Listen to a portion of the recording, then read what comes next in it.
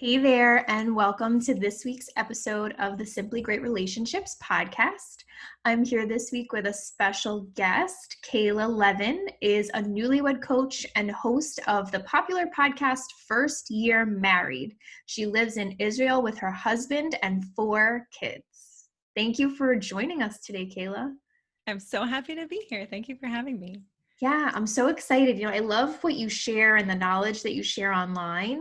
And I just felt like our audience, we have a very broad audience and, in age range, in relationship stage, just really across the board. But like you and I were discussing, what works as a newlywed also serves you later in your relationship. And a lot of times stuff that goes off track early on, even during like wedding planning, during engagement, early into living together or being married, those issues can snowball over time if left unaddressed. So to all our listeners, if you hear newlywed and you think, oh, I've been married 10 years, I've been married 20 years, don't tune out because there's going to be a lot in here that you can apply as well. Yeah, absolutely. I mean, it's my absolute dream that we would normalize marriage education early in the marriage, right? That it doesn't become a thing that you wait until something's going wrong, but right from the beginning. But you're absolutely right. I mean, sometimes something needs to give us that kind of wake up call, or sometimes the wake up call is simply, wait, maybe this could be even better than it is right now. Definitely. Awesome. Well, Kayla, would you fill us in a little bit? Let us know how you found yourself serving as a newlywed coach. Yeah, it was kind of a long, a long and winding road. So I just celebrated last week my 11th anniversary. Happy anniversary. Thank you. So we got married pretty young. I think we were 23 when we got married, and I struggled.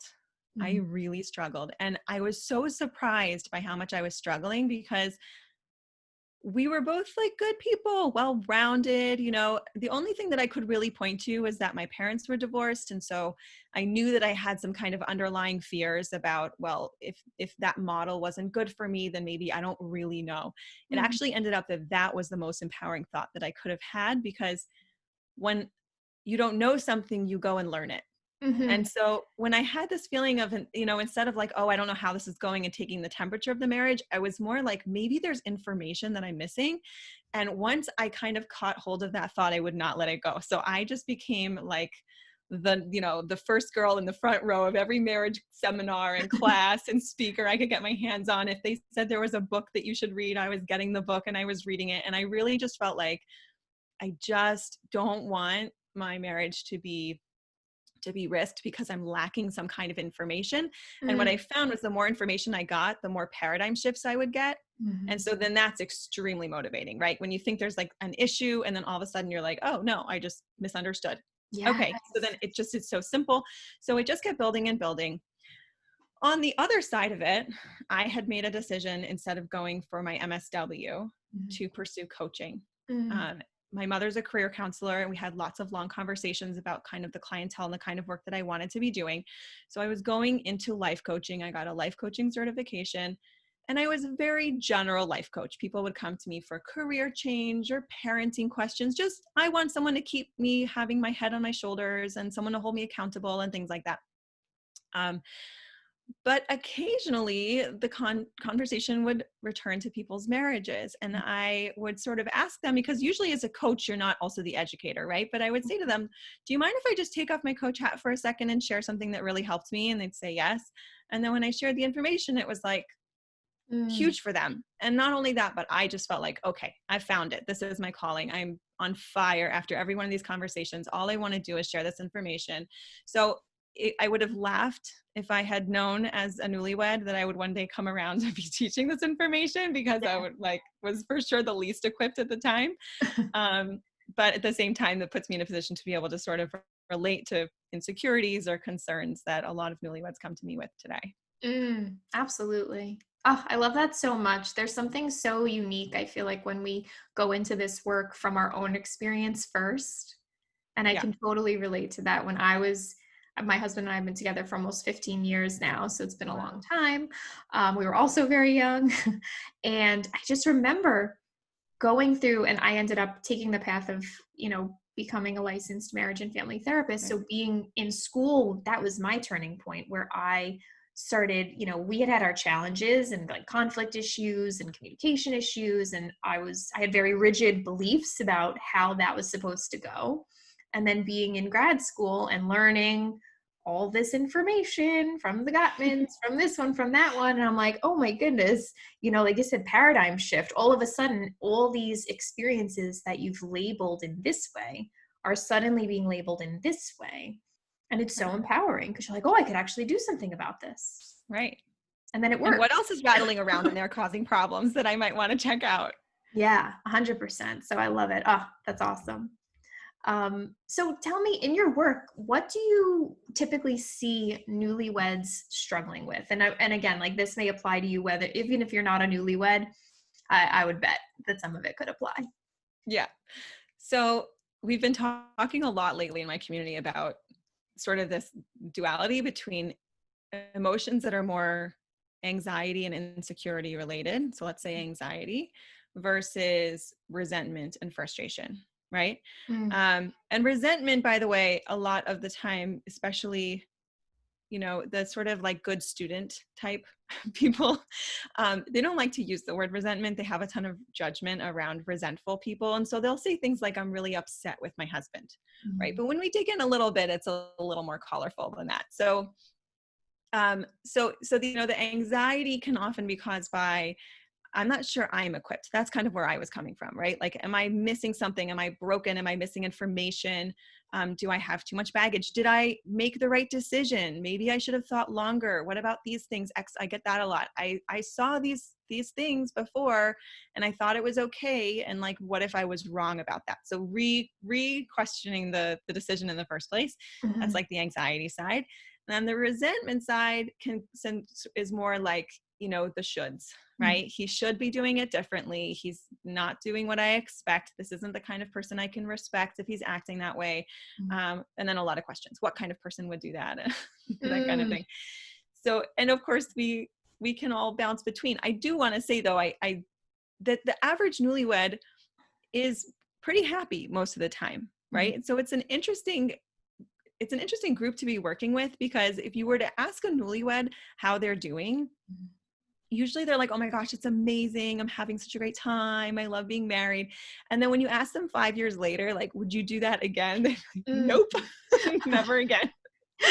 Right? Like, yes, it was exciting, but there were also all these other emotions going on and you don't want to pay attention to them. There's like judgment, like I shouldn't be feeling that way. So we just kind of push them away. That's sort of where I see a lot of people coming in.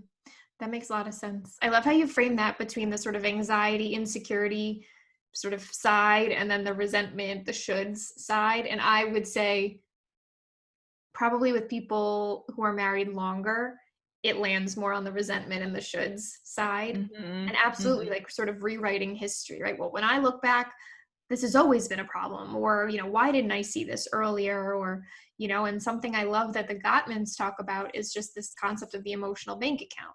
And our listeners have heard this a million times, but they need to hear it 1,000,001. Yeah. If you and your partner don't have consistent positive interactions, you're going to look backwards with a negative lens, right? You're going to look backwards and rewrite history and think, oh, I don't know how I didn't see this before. This has always been horrible, and this has always been negative, and this has always been frustrating and challenging and everything.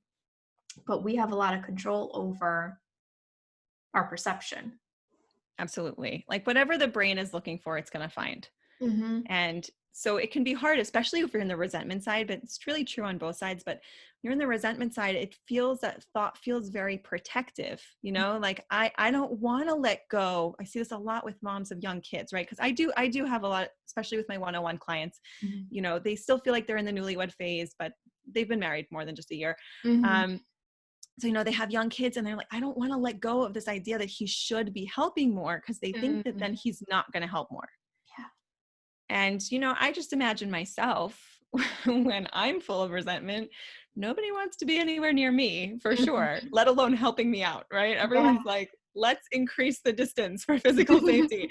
So, it doesn't end up getting us what we want. And sometimes just seeing that and just taking a moment to see like, okay, well, if that's really what I'm thinking and this is how I'm showing up, is this actually getting me what I want? And so a lot of what we talk about is being more committed to the result than the thought. Like, can we just be committed to like getting whatever help you need, to having your own back, to communicating with your husband, because you might need to drop the story that he's supposed to be different than he is to be Mm. able to show up in an open conversation with him. Mm. I love that. And then if you're able to show up, 9 times out of 10, you're gonna get a different result. Yeah. And then And that's I think the okay. funniest thing is I love to watch myself when it comes to like housework. Mhm. Like, if I feel like someone else should be doing the housework and I end up doing it, I hate it. Mhm. But if I like, let's say my husband, like, he doesn't go on a lot of business trips, but he does occasionally, and he's on a business trip. So there's no question who's doing the dishes that night, Yeah. right? He's in a different country. Mhm. Then I find myself being like, I'm going to get the soap that smells really good. This is going Mhm. to be a mindfulness exercise. I'm going to get the right temperature. This is going to be nice, you know? Yeah. And we do that because why? I wasn't busy with this whole story that was getting me so frustrated. So I actually had some time to enjoy myself. So another thing that can come up is that sometimes these problems that we're really feeling a lot of frustration about, they disappear because they weren't necessarily the problem. The problem was maybe something else. Yes. Yes. It's not the actual thing that we're getting mad about in the moment. So often it's what we're making it mean, Right. right? If I'm here doing the dishes while my husband is watching TV or working or whatever in the other room, I can make that mean a lot of things, right? I could make that mean he Absolutely. doesn't care. He doesn't share in the labor. He doesn't see that I'm doing the dishes. He only cares about himself. I mean, I could go really far down the rabbit hole with that. And the more thoughts you think like that, the more angry and frustrated and resentful you're going to feel. And then that's what's going to flow out. That's the meaning that you're going to walk away with from that. Versus, Absolutely. like you said, like, well, he's out of the country. Right. I'm going to do the dishes, and that's fine. Right. you know? Right. Mm, I I think love there's like a cartoon where there's like a man and a woman driving, and forgive me for it's like a little bit stereotypical, but that. you know, they're driving together and she's going through her laundry list of like, you know, she's fuming. And meanwhile, Mm. he's like, I just love how we can spend time together quietly and enjoy each other's company, you know, and she like thinks that this is a fight. I Yeah. had that. I literally remember like I had that Mm. in my first year of marriage where I remember thinking we were fighting and my husband didn't have the memo. Like, Yeah, he didn't know. literally wasn't even involving him in our fights. They were just all happening in my head. Oh my gosh, that's so funny. What do you feel like is most surprising, if anything, of the things that you teach to newlyweds? What do you find people are most surprised about or most like, whoa, that's crazy. I didn't Mm. know that. So I think that the one that I hear the most, and this is more from people listening to the podcast, Mhm. is, oh my gosh, it was just such a relief to hear that it's okay. It's Mm. okay to be feeling frustrated in the first, like, you know, we're sold this kind of myth of like happily ever after, Mhm. right? I know everyone said it, but Yeah. you know, and look at even just the way that we deal with our spending. We spend all this money on the wedding and right, and then and the honeymoon, and then there isn't really like anything else invested in the marriage for a while. Yeah. Um, and the thing that actually was a big shift for me was that as I was just really like a couple years before I got married, I started to learn more about traditional Judaism. So Mm. I'm an Orthodox Jew. And there's this one concept in Judaism called Shana Rishona. Mhm. And Shana Rishona literally means the first year. Mm. But it's these different guards that are put around a couple. And there, some of them even hold in Israel today. But Mm. there's things like he can't be drafted to the army in the first year of marriage, right? Oh, And these are wow. all the way back from, you know, you can read them in the Torah. And you know, so sort of the translation today is like if he can take a job with less business trips, right? And they don't host a lot in their first year of marriage. That's like a very common custom, is that the Mm. couple isn't hosting, even though we do a lot of hosting in our tradition. um, and so that for me was like, talking about paradigm shifts, that for me was a really big paradigm shift, because I was like, well, if this whole entire culture believes that a new marriage needs, like we talk about it in my course, as an incubator, like Mm. we need Mhm. an incubator for this relationship. And so we're doing things to reduce stress and we're doing things to improve it. And we're just trying to like let this little baby marriage grow and get stronger. Mhm. Then this happily ever after thing doesn't really add up. Mhm. So when they come to me and they're like, how can I already be having problems? We just got married. My response is always, how could you possibly have any solutions yet? You just got married. Yeah. Oh, yeah. That's I great. also find one that I think is really surprising for a lot of, I work specifically with women. So, Mm, this is clearly a little biased, but um, is women who were living together with their spouse before they got married, mhm. feeling like suddenly everything changed. And they're like, what happened? Yeah. Like, and I don't mean that it necessarily got harder, but I think that, we really do feel the magnitude of that commitment. And Yeah. so then it just kind of like puts everything in italics with an underline and a bold, like Mm, whatever was mhm. going on before now feels a little bit more urgent, and like we need to really pay attention to it. And so we can use that against ourselves sometimes. So I think that that's another surprise that comes up for people. Yeah. And I could see that, it's suddenly it's more than a choice, right? Now we're married. There's a whole lot more, right? Legally, culturally, religiously, like everything that goes into officially being married is so much more than just making the choice to be together. And Right. that can put a lot of pressure on couples. And then it does. I've definitely seen that where it heightens every every discomfort, right? Or everything that you don't like or you'd prefer not to see from your partner, or all these little things that maybe were annoyances at most now feel like, Right. oh my gosh, what if I made the wrong decision? Oh my gosh, what if this goes on forever? What if blah blah blah blah blah? That's a big one Yep. for sure. Everything is like, and this is forever, right? Mm-hmm. Like, it's like, oh well, he left his coffee cup out again, Mm-hmm. and this is forever. Right? Yeah. And then the brain spins out to like, can I survive the rest of my life? And it's still, sometimes they're little things, right? Yeah. Like, I think that's one of the things that I do appreciate about coaching, although I'm sure in the marriage space you get this also, which is Mm-hmm. that you can do a lot with a relationship when your things are basically fine Yeah. and you work on it in an intentional way. Mm-hmm. One of my big inspirations was I was listening to a speaker, and he was like, if we look at the statistics, and at that time it was 40% of marriages stayed together, it didn't end in divorce. Wow. It was like, we're not shooting for 40%. Mm-hmm. You're shooting for the top 90. Mm-hmm. Don't shoot for 40. And so that to me was like, yeah, Mm. of course. Of course, this is the main relationship, the one person you'll be spending the most time with.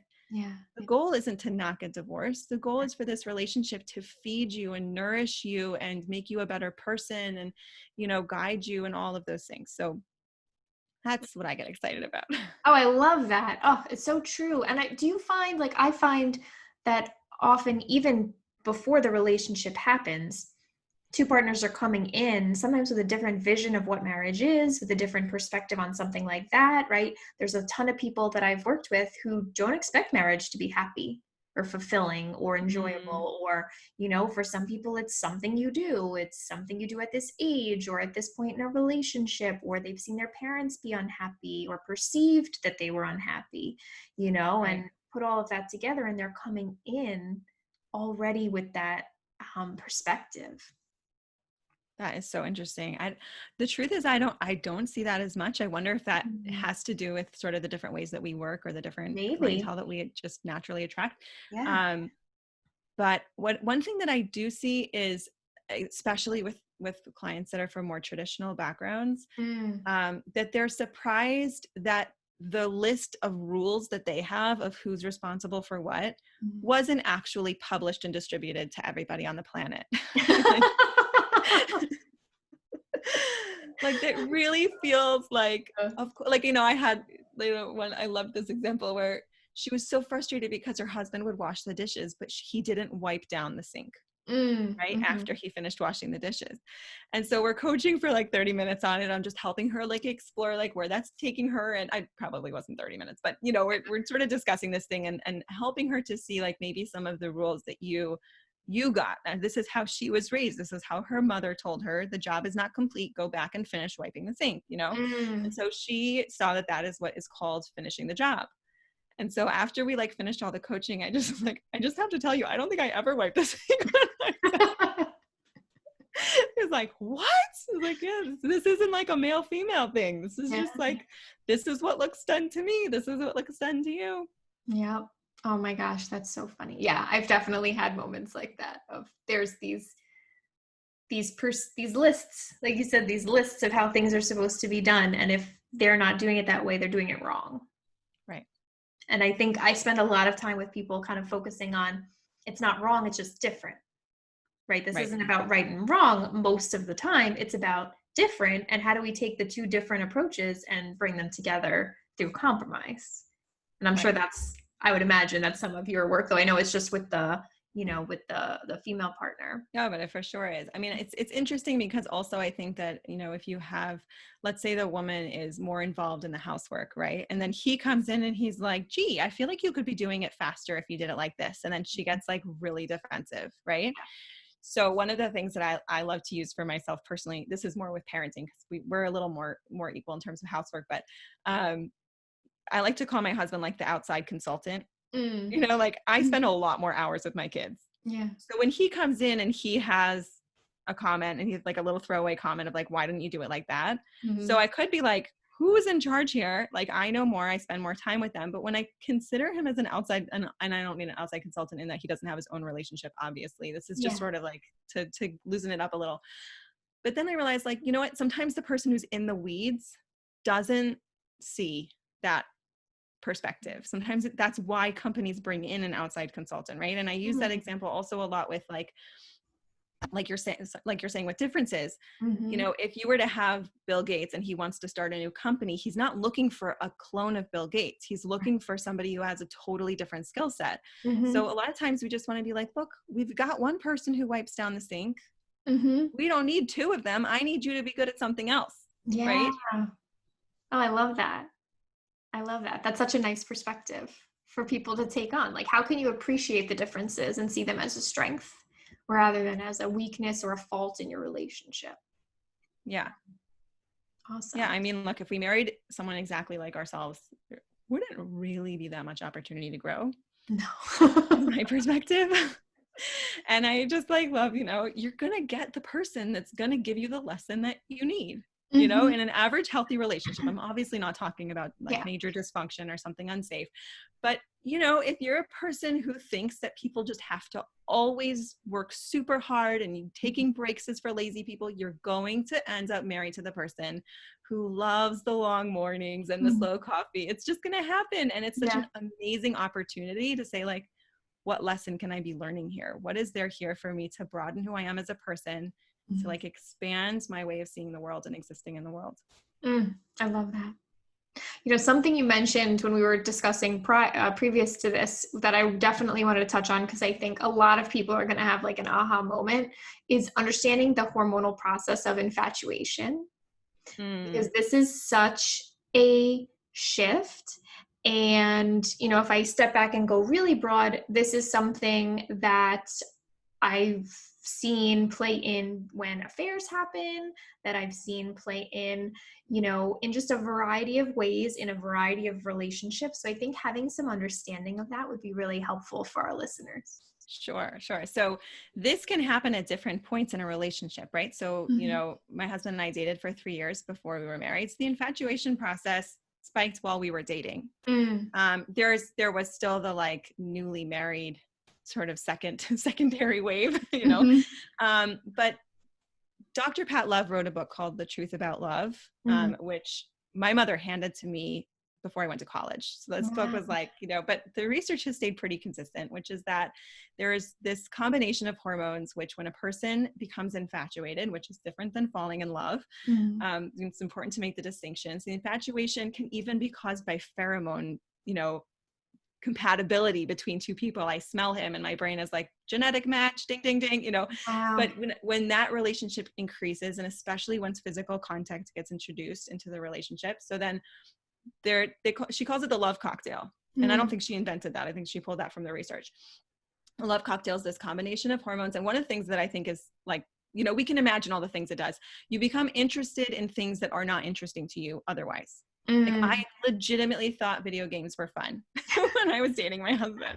And now he's like, what happened? I was like, not lying. I wasn't lying. I was just drunk on you, And another one, of course, the libido goes up, right? And so then that can cause problems down the line when it was like, we weren't a mismatch. We were perfectly matched. It was all the time. right? And then it's like, wait, no, actually, one of us is not an all the time person. Yeah. So the libido becomes very high. One that's really interesting is that the more problematic the match, like if there's like some adversity involved, that actually activates the hormones more. So like if Fascinating. he's a little bit of a bad guy, I was like, well, I forgive so many girlfriends for their bad ideas, you know, like if it doesn't seem like a good idea, it actually makes those hormones work stronger, which you're mentioning affairs could even be related to that, right? So, and it makes sense from an evolutionary perspective because we need these hormones to get us together. So we need to be less self-conscious. We need to be braver, bolder, more interested sexually. All those things need to happen for us to get together. So it makes a lot of sense. Adversity is just going to compel us further.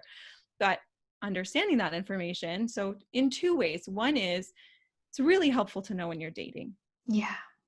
You know, so that alone is just how much can we, and I think that actually in some ways the world of online dating, more like formal versus like Tinder, but has allowed for people to go a little bit more head to heart versus heart to head, right? Yeah. Like, can I at least get some basic details down on paper of who this person is before there's physical contact, before I'm even like so close that the pheromones are getting involved and all these things that are going to sort of sweep away my decision making. Yeah.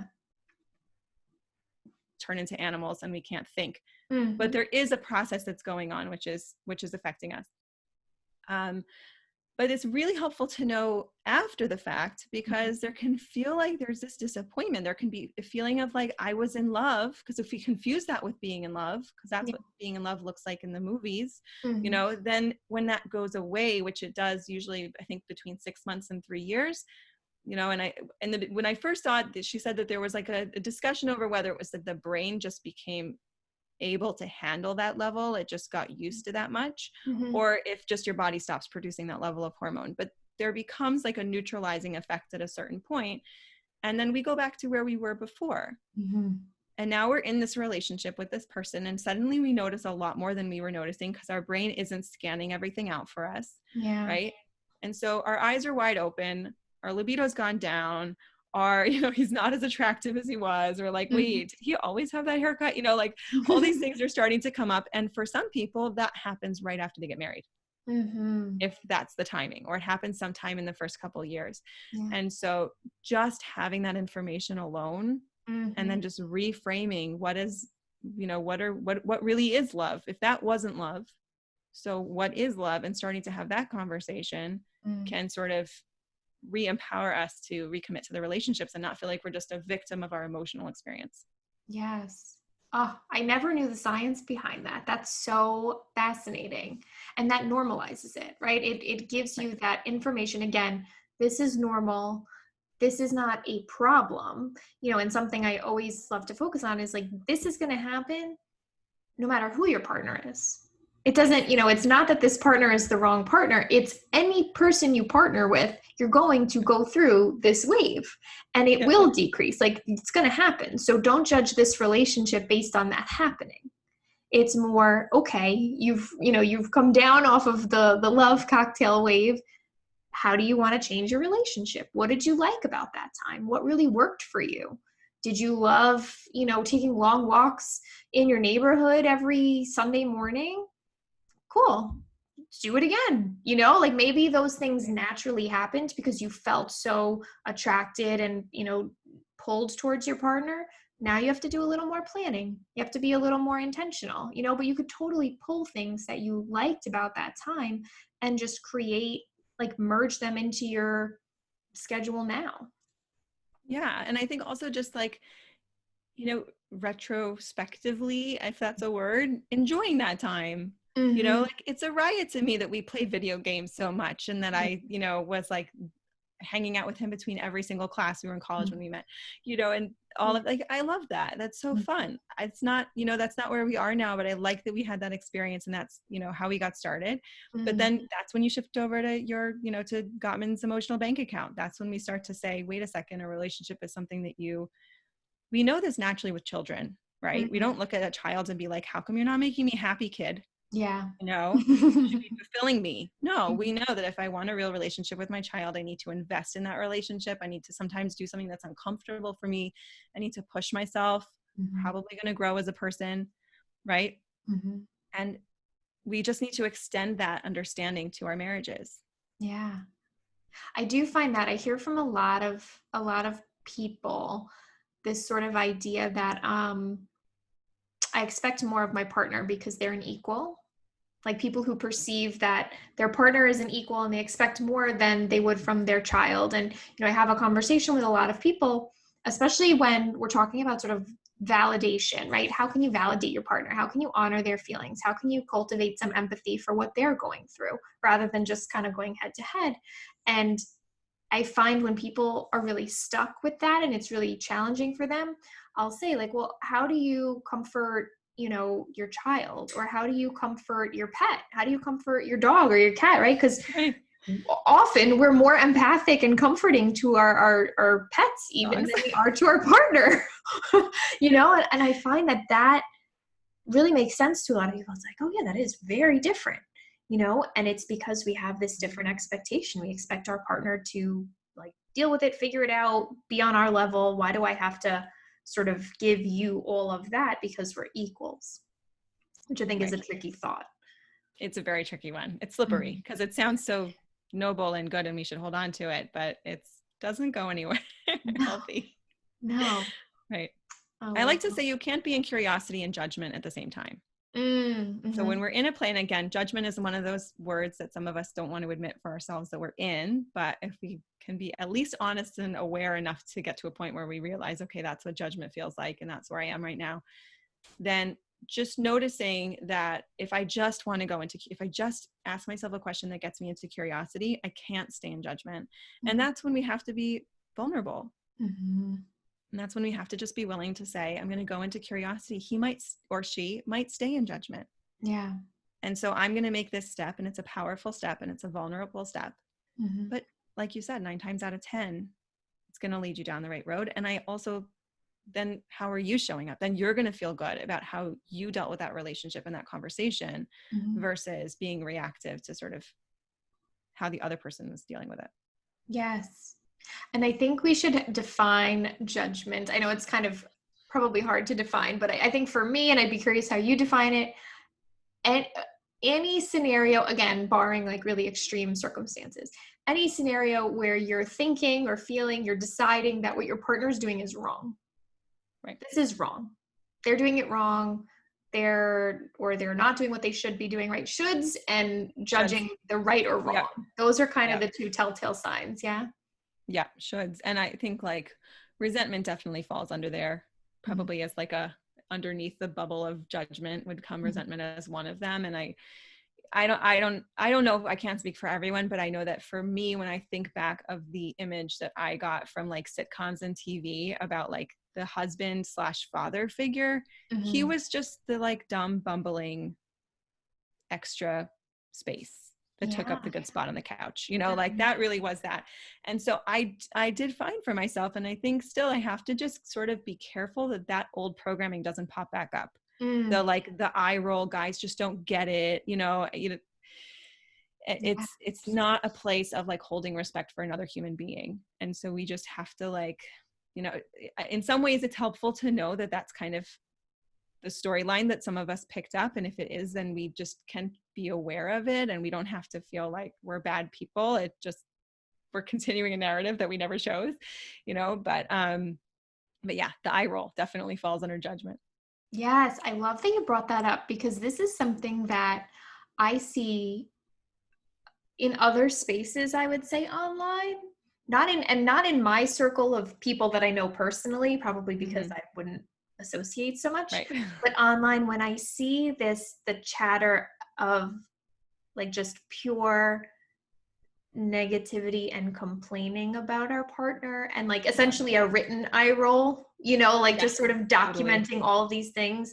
I get it really bothers me, because I'm like, oh, this is so not going to get you anywhere. There's so many other things you could be doing. And I wish that people who sort of held those spaces would guide people more onto the right track Yeah. versus kind of going in it. I'm so sensitive to going in and I'm like, no, we're not going to go down there. Let's talk about what we can do about it. You can feel frustrated, feel your feelings 100%. But the eye roll, like you said, like that sort of perspective of our partner, of the bumbling idiot who sits on the couch. I'm thinking of like the show Everybody Loves Raymond. Right. Right? Like that's like For me, it was Home Improvement. oh yeah. Any sitcom, pick a 90s sitcom, right? It is. Exactly. But that's, it's really important to be aware of and be mindful of, because that doesn't, just because it's what your brain is telling you doesn't mean it's correct, accurate, or you have to keep it. Exactly. I find if you like see on Instagram, I'm often reposting the ones where we're laughing at ourselves. Like I Mm-hmm. find those to be so helpful because it's like, yep, we've all been there. Like I just reposted one that was so cute about like, I will criticize you for the way you clean something and then complain that you didn't Oh yeah. properly clean, like something like that. It's like, yes, we all do that. And it just Yep. gives you a little awareness, and you can still have the same humor without throwing anyone under the bus. And that's one thing that we do actually in the course is in the beginning, we sort of start to work on a tool that helps you identify what thoughts are running the show. Mm-hmm. And then a couple weeks later, we go into one, which is like, what are the thoughts that you have that are generalized? And Mm. so one of the exercises that I have these newlyweds do is to fill in as many times as they can the end of the sentence, men are. Ooh. And to That's just so be like, what's in there? Because like this stuff is running the show and we interesting. just want to see it. And there's no judgment. It's like whatever goes out there, Mhm. it's been unsupervised for a little while. Yeah. And then we can sort of decide what we want to put back in once we have some awareness. But we need to know what's going on before we can do any editing. Oh, I love that so much. I want everybody to do that now. All my clients. And That's such women a, are, and marriage is, yeah. all of these are very, very helpful. Mm, thank you. I love that. And let's talk a little bit about the course, because Kayla is kind enough to give our listeners 10% off if you're interested in her newlywed course, which you can access at firstyearmarried.com. And the code for 10% off is simply, SIMPLY. Does it have to be all caps? I'm not sure. Try it all Probably. caps. I would assume yes. Assume all caps. Can you tell us a little bit about the course, what that takes everyone through? Yeah, the first class is there for free. So if people aren't sure and they want to check it out, you can see that. But basically my husband helped me design sort of the curriculum since the poor guy had to survive experience with me. I basically wanted to take all of the information that I had accumulated at that point after 10 years of being married and the coaching training that I had done, and what specifically is going to make the biggest impact and in what order. Like, what is the process for a person coming in who hasn't really examined what those thoughts are, right? And doesn't have this information about, we talked a little bit about the infatuation phase. So the other half of that piece of the course is like, how do we invest in a marriage? Like, if you want to invest, what practically does that look like, right? And then so there's 6 different classes, and we have a Facebook community. We also have a sort of alternate options. We have so many people who aren't on Facebook now. The world is Yeah, changing. I But know. so, we have like a WhatsApp chat, and some people just email me questions, and we've got all that worked out. And right now we're doing live Q&A calls every week, which is Cool. fabulous. People can send in questions in advance. So as they're going through it and they want to just say like, okay, I took class 1, but this happened this week. How do I apply this material? How does this work for me? And it's so helpful for people. I see people who never ask a question coming onto the call every single week, because when you hear what other people are doing, first of all, you're able to apply the same tools to see like, okay, I can see she's stuck in that thought. Mm-hmm. When I'm stuck in a thought, I can't see my way out necessarily. But Yeah. when I see the thought that you're really attached to, now I'm starting to understand this whole concept, right? And I can then go back and apply it for me.